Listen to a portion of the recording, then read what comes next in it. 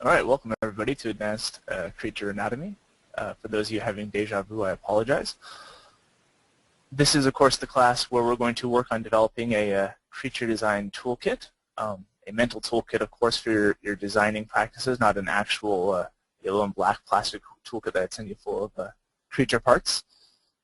You know, that's kind of frowned upon by the post office. So instead, what we're going to look at this week and for the next 5 weeks is how to create realistic designs, not simply by going, wow, that's a cool realistic design, but by being able to break them down into their kind of constituent anatomies. Now, I am assuming that everyone who's here today has seen the free webinar. I will touch upon anything that's absolutely vital from there when we get into the topics today, but by and large, I'm using that as a spring pad so we can cover more today.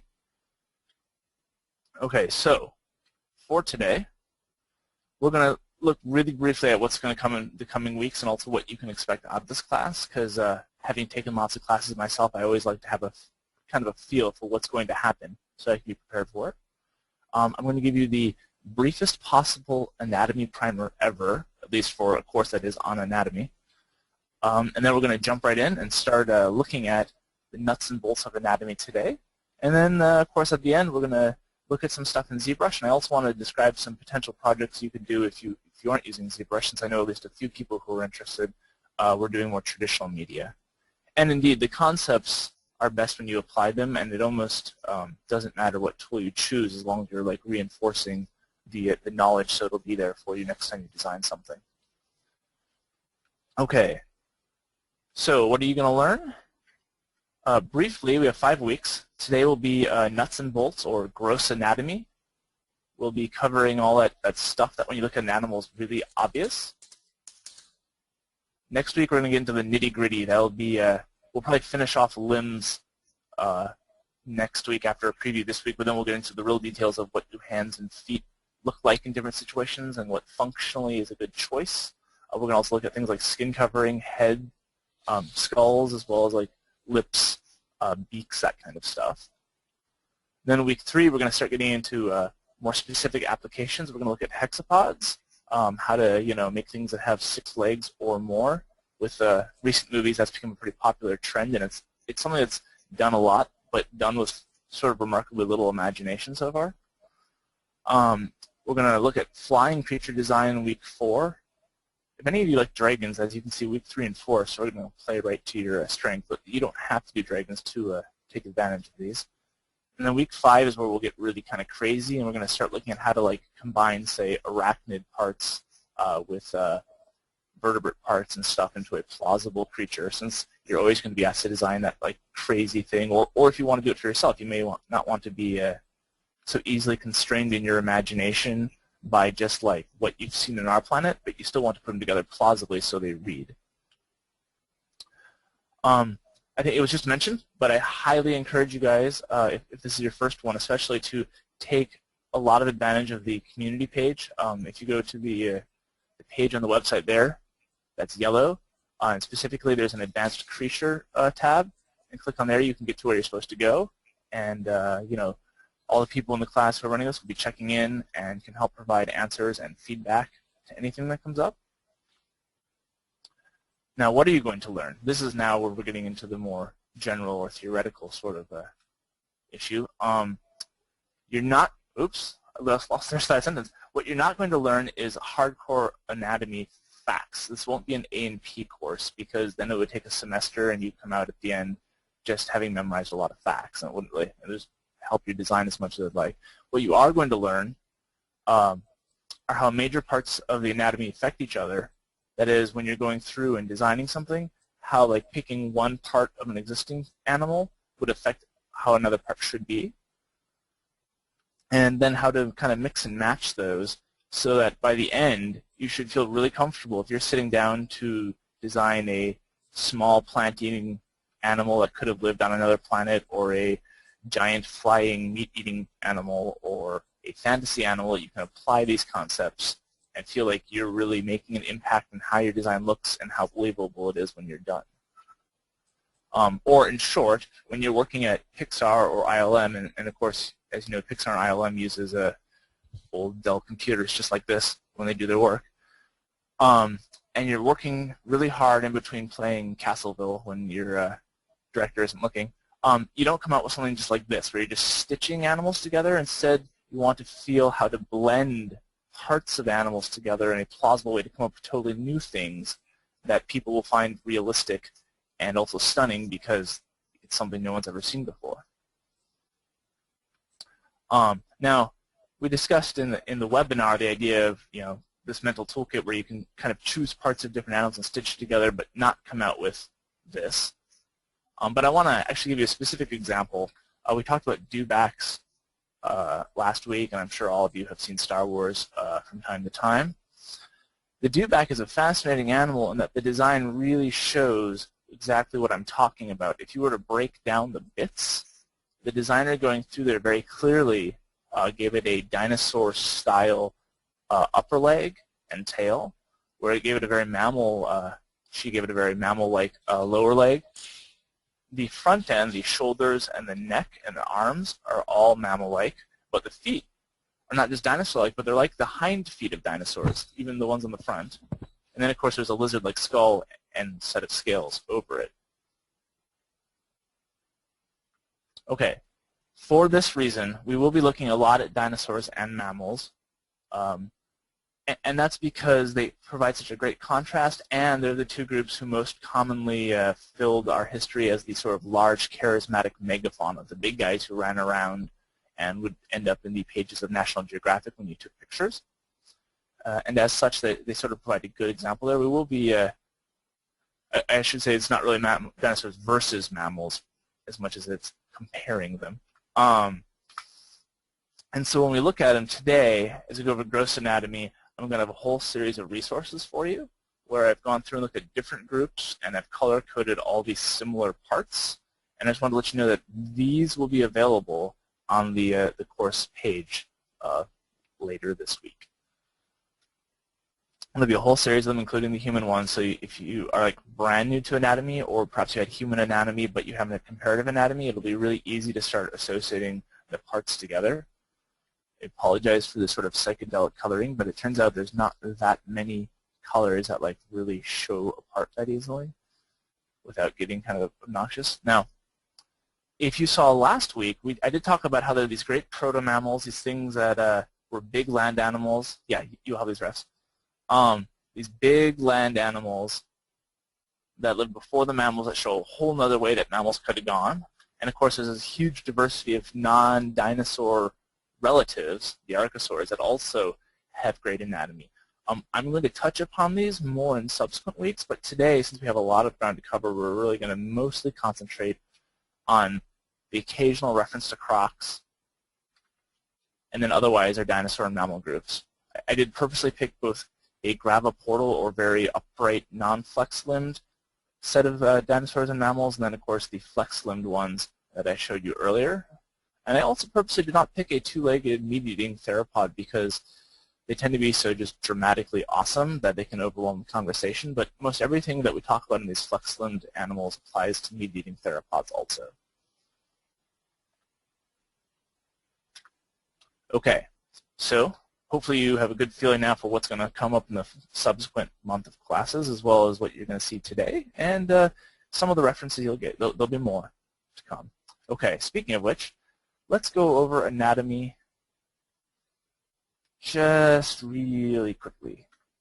So when you think about anatomy, there's a whole lot of terms you have to learn. In fact, it's worse than you might think. If you ever took like a human A&P course, it turns out that human anatomical terms and muscles don't even overlap perfectly with other mammal muscles names. And because veterinary medicine was developing before people sort of realized that all animals were related, things like birds and reptiles often have their own sets of names for parts of the bones or parts of the muscles. Obviously, that would be a really frustrating experience. In fact, let me tell you, it is a really frustrating experience. And so instead, we're really going to concentrate on the broad strokes. And we could go through, I could label all the bones. We could, go diagram all the muscles where they go and learn the names. But at the end, you just come to the conclusion that there's just a lot of facts you're memorizing, and it's not the understanding that you want to get.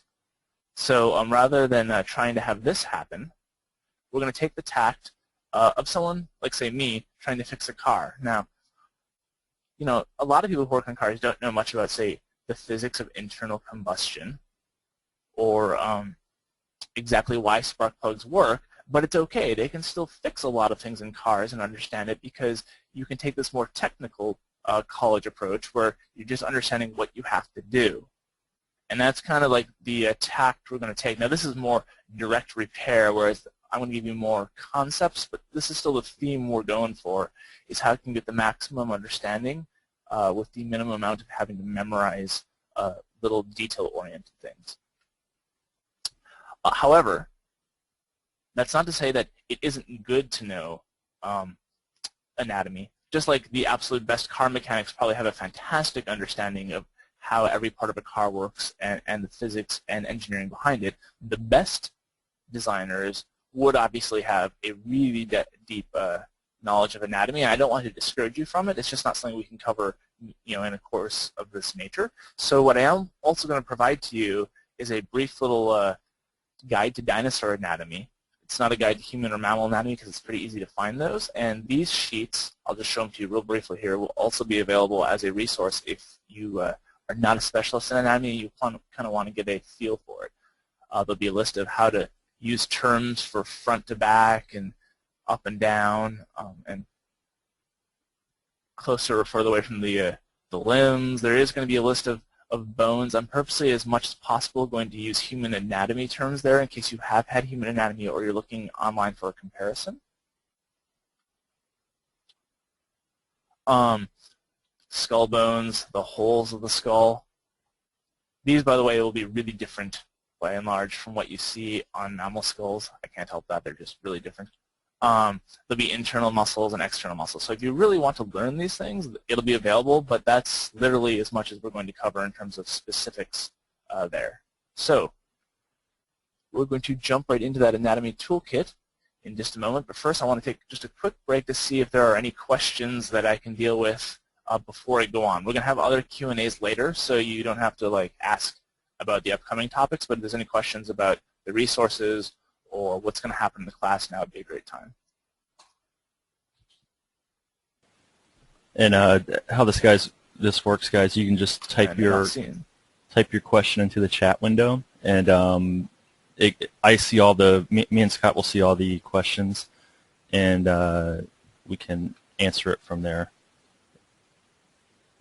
It's, this format isn't an open chat, just FYI. Will, I'm just going to jump in. Hey guys, it's Ryan. Sorry I missed the beginning of class. So also, while you're typing up those questions, I got another question for you. How many ZBrushers do we have here, or digital sculptors? So I have a sense of what we're going to be doing next. Give me a shout out in chat on that. And then also your questions.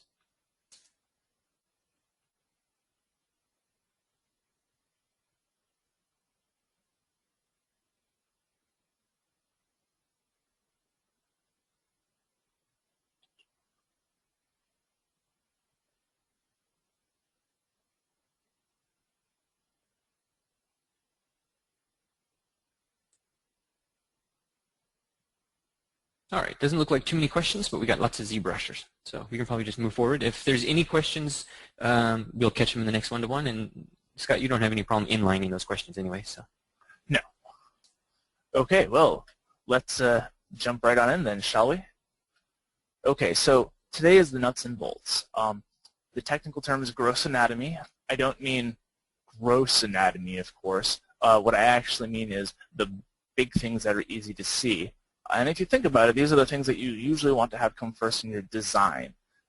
Because if you start working on a really cool looking hand or paw before you have the rest of the broad strokes down, you know, you're not going to really come up with an animal that's coherent. So in a way, I'm purposely trying to pace these first 2 weeks to mirror the design process that we most normally go through when coming up with stuff. And I'm sure many of you have done lots of drawings and sculptures and work roughly the same way.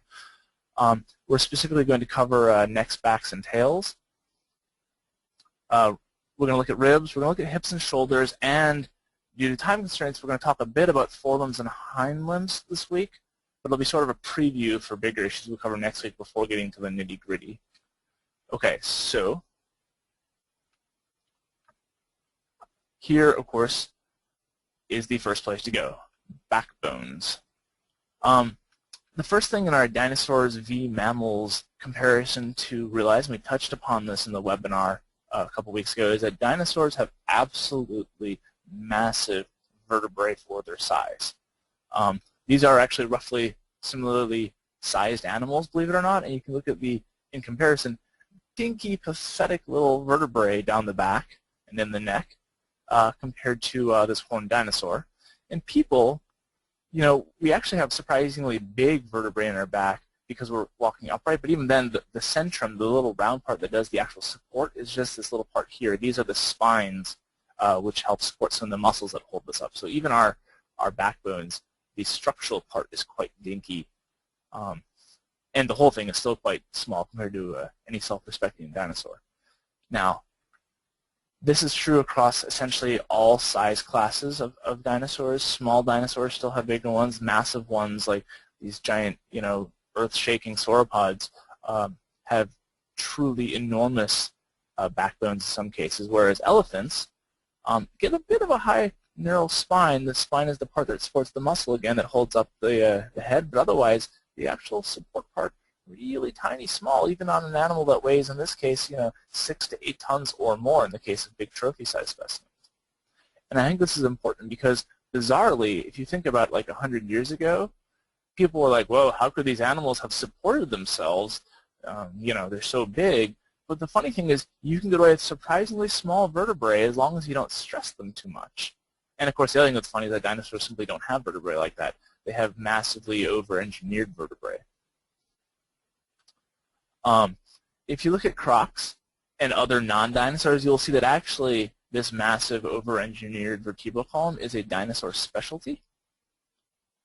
So you are definitely borrowing a dinosaur-type vertebral column if you go that route. And there are good ways to do that because, of course, big active animals or big active creatures you might design would benefit from that sort of vertebral structure. Now, let's briefly talk about why this is. The short answer here, don't worry about the names of these dinosaurs, these are incredibly primitive dinosaurs that, although they look alike, help give rise to fairly different types of dinosaurs. The key is that while the earliest dinosaurs are not themselves terribly huge, they pretty much go right away into adapting to the big land animal role, the big charismatic megafauna that if we could travel through time, we'd make, you know, coffee table books out of them. Whereas mammals, who appeared around the same time as the first dinosaurs, started out, you know, proto-mammals are in the same size range, and they went through this tiny little size squeeze, and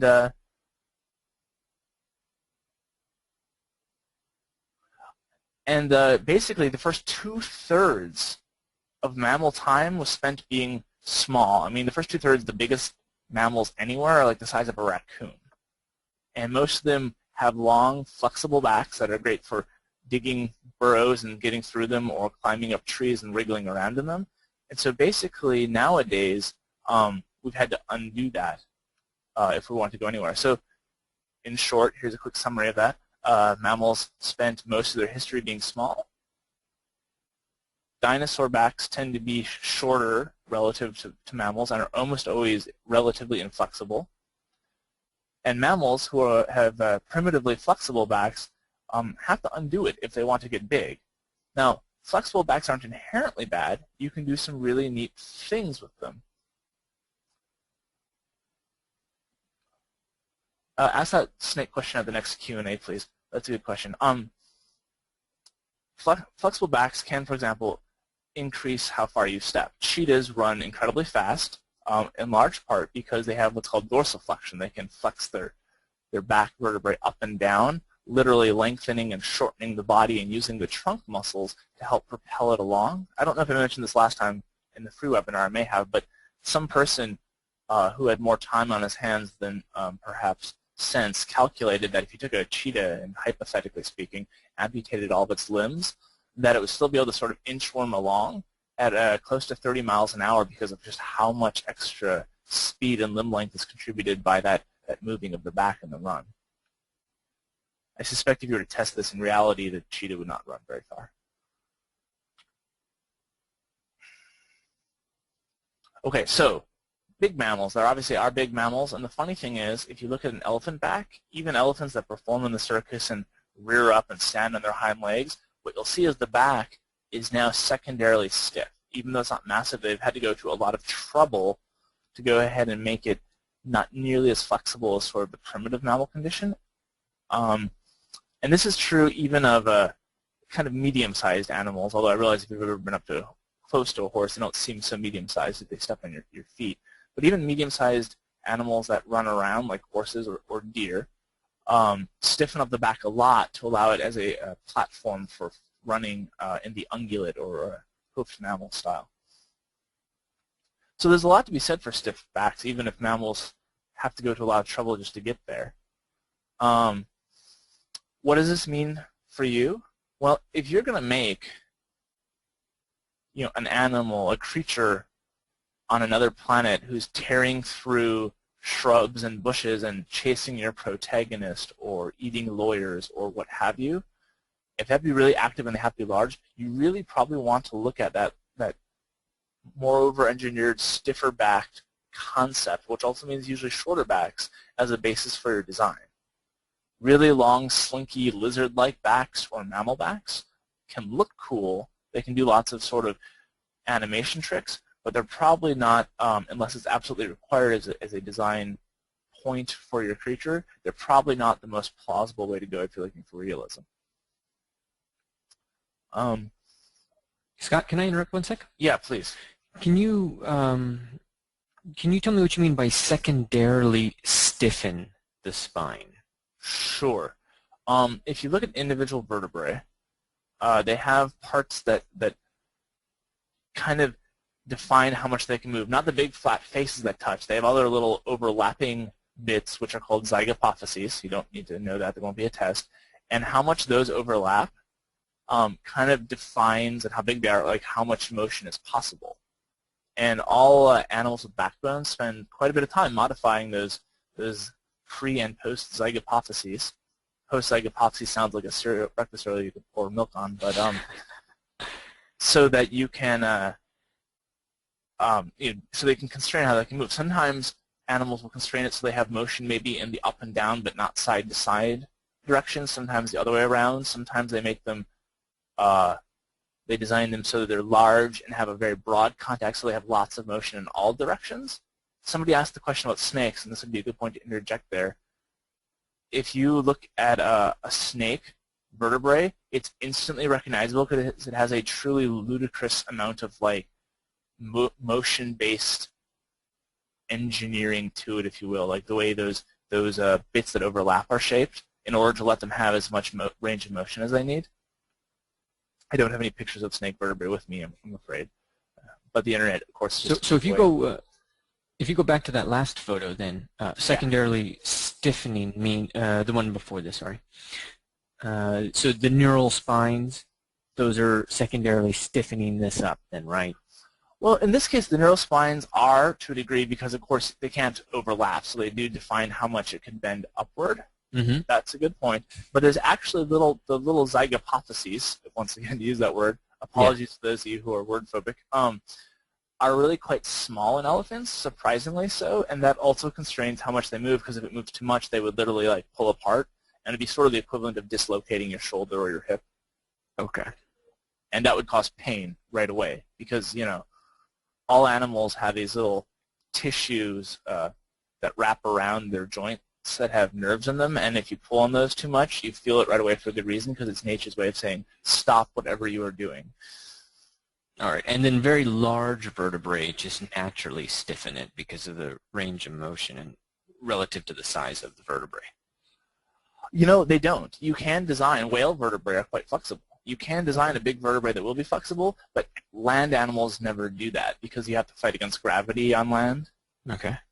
So pretty much, if you want an animal that weighs a ton or 2 or 3 and you want it to chase around through brush, really the shorter, stiffer back is the way to go. And these are relative things. I don't mean they have to be the exact same size, but from a design concept, that is really a good way to go for your big, charismatic actor chasing and consuming type of creature. All right, so it's shorter and stiffer or longer and flexible? Yeah. Obviously, you don't have to think about how you'll actually draw the zygapophyses when designing your animal, but that is what constrains it. Got it. Another fact here that I just tossed up is if you're going to go with this sort of dinosaur-style backbone, you can do something that you almost never see, or you don't see often enough, in my opinion, outside of actual movie dinosaurs, which is you can go ahead and show the ridge, the muscle ridge from the spine, the backbone, extending well up and over the hips and shoulders. Here's an example. Here's a big dinosaur. It's called the Apatosaurus. And you'll notice that there's this giant bone and muscle area way up here over where the hips start and where the shoulders start. Now, mammals don't usually do this. I mean, a few things like buffalo do it right up front with the hump up here, but most of that's because they're turning the whole neck down. But if you just need a big active animal, you can go ahead and do this. It gives you a whole new way to come up with design contours for the back, how the animal looks in profile as it's like backlighted running through the brush to chase your heroes or heroines. So it gives you actually a lot of design freedom once you sort of break that the pelvis has to be affixed to the top or near the top of the backbone conceit that mammals bring.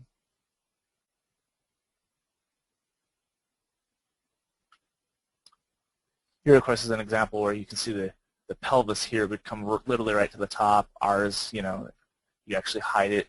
But even in this dinosaur, which has a relatively low spine, it still clearly sticks up above the pelvis and well above the shoulders.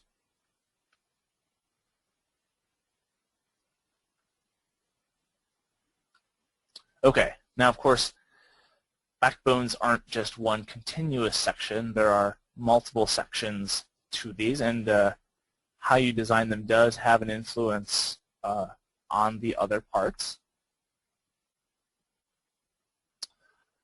Or, as I'd say, it impacts, for example, something we covered last week, or a couple weeks ago in the webinar, stiff backs impact neck design. Animals with stiff backs are inevitably the ones that have long necks. That doesn't mean all animals with stiff backs have long necks. You can get away with a short neck just fine, although with a stiff back and a short neck, you're very limited in sort of where you can stick your head. So if you're a small little shuffling animal that just eats off the ground, that's not a problem. But because the backs are less mobile, it tends to do two things at one, creates a need, that is a need to have a long neck so that you can reach the ground or wherever you're foraging easily. But two, it also creates a more powerful platform to withstand the forces of a long neck. If you can imagine, this animal has a neck that probably weighs, more than a horse all by itself. And if it were to move the head with any kind of swiftness from side to side, and it had a flexible back, imagine like how much that would be trying to move the backbone on you and how much muscle effort would be required to sort of oppose it. And having a stiff back sort of negates that. It just provides you a rigid beam. Yeah, stiff backs and flexible necks are generally the rule. You can have animals that stiffen the neck up in the middle. They still have stiff backs, though. And, of course, I covered this last week, but as sort of the exception that proves the rule, mammals with their primitively flexible backs rarely lengthen their necks a whole lot, but the ones that do, like giraffes, have very stiff, very short backs by mammal standards in order to allow it, because they would have the exact same problems otherwise.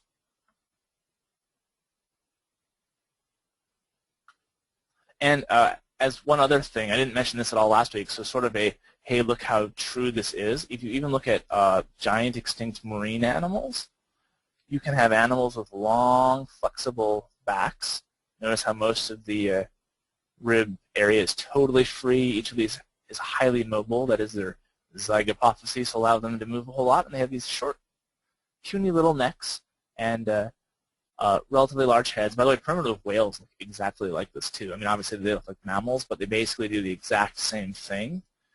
Whereas the long-necked plesiosaurs have much shorter backs, and they go to all this effort to increase the parts underneath the arms and underneath the pelvis, and they add all this extra reinforced bone here to basically tighten all this up into a stiff little body cavity, both on the top and, as you can see out here, this is the bottom, in order to reinforce that to give them the solid platform for the long, flexible neck to operate from. So this is one of those rules that if you were going to violate it, you'd really want to explain to your TV and your animator and your riggers, it's going to have consequences. You have a long, flexible back and a long, flexible neck. When that neck moves, it needs to be moving that back. Or just skip that, because realistically you don't really see animals with that combination. You get the short, inflexible backs to support long, flexible necks. And I don't know if you guys go to a lot of museums, but if you do, of course, these plesiosaurs have necks that can get up to well, I ran out of room, but they can get 2 or 3 times as long as this neck here. Well, 2 to 2.5. For a body that's still about the same size. So just a quick summary. Long necks pretty much always require stiff backs. I can't come up with a single real exception. Obviously, you could design an exception, but that would have real-world or hypothetical world impacts. I did mention not all stiff-backed animals have long necks. There are lots of dinosaurs that have fairly short necks.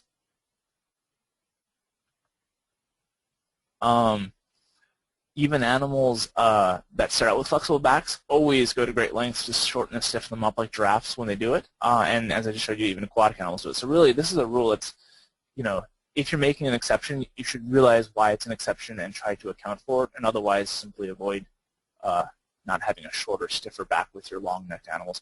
The question as to how do you guys take a nap is actually a pretty good one for our summary right here. A lot of animals can actually largely go ahead and sleep upright. But despite that, most animals can lie down. And even though, you look at a big dinosaur and be like, how on earth could it have laid down? In reality, there aren't really any living land animals that can't seem to find a way to lean up against something and partially lay down. They could, of course, lean up against one another if they didn't want to. It might have taken quite a bit of effort to get back up, but most animals can lie down when push comes to shove. And if push really comes to shove, they have no choice about the lying down part.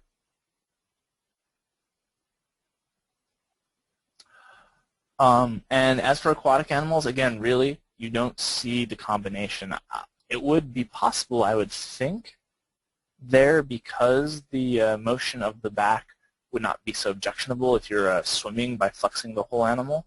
But again, it's generally a combination of even Tanystropheus, which is a very different sort of partially marine reptile, seems to not have had nearly as flexible of a back as its immediate relatives. Okay, so there are other parts of the animal besides the neck, of course. Let's go on to tails. We covered tails in some depth last week, so I'm going to skip over some of the muscly parts, but just so you know, because it is important, if you're going to have animals with, say, dinosaur hips, and we'll talk about hips later, really these big muscular tails are awfully handy because, of course, those muscles, seen right here as the tasty part of the alligator, is the biggest, strongest leg muscle. Its whole job is to pull the leg back. So while you don't have to have these in big animals, it is handy to have all that extra muscle there if, again, you're creating a big 2 or 3 or 4 ton animal that's chasing people around. There's sort of an examination of it in multiple views. This will be available as a resource also. And one thing I would note is even going back to the earliest animals with 4 legs who weren't even yet getting out of the water, that tail muscle pulling the leg back is already there. This is a key feature actually of non-mammals right from the beginning, and it's only mammals who lose it during that small hiding in holes or going up trees phase. And this animal here, for those who are interested, is Diplocaulus. It's a boomerang head proto-amphibian. It's if you saw it, you would want to call it a weird amphibian. It's not actually part of the modern amphibian group. It's more primitive even than that. Okay, so more about tails. Tails, being muscular, are a great place to put a weapon. They're probably less good in this glyptodont mammal, and yet it still did it. But tons of other animals have independently decided that the biggest muscles in my body, those tail muscles running down the side, are also really good at swinging this club-like or bat-like or whip-like thing that I have coming out of my rear at my enemies. Of course, armored dinosaurs are notorious for having done it.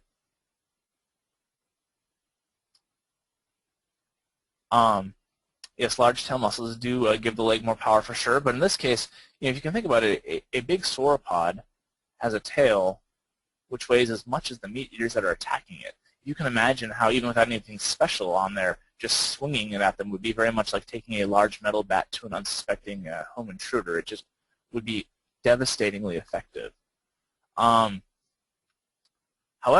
some early sauropods also came up with little clubs at the end, probably because having a little extra weight at the end of your tail helps it swing faster once it gets going and transfer more energy once it hits something.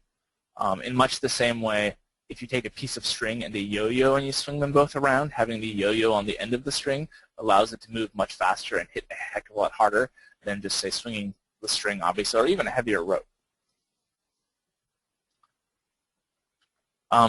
Long, skinny tails are also okay for balance. You'll see lots of mammals, like the cheetah that tries to turn fairly quickly as it runs, or animals that live in trees, like lemurs, will actually make their tails longer relative to their ancestors as an attempt to help balance.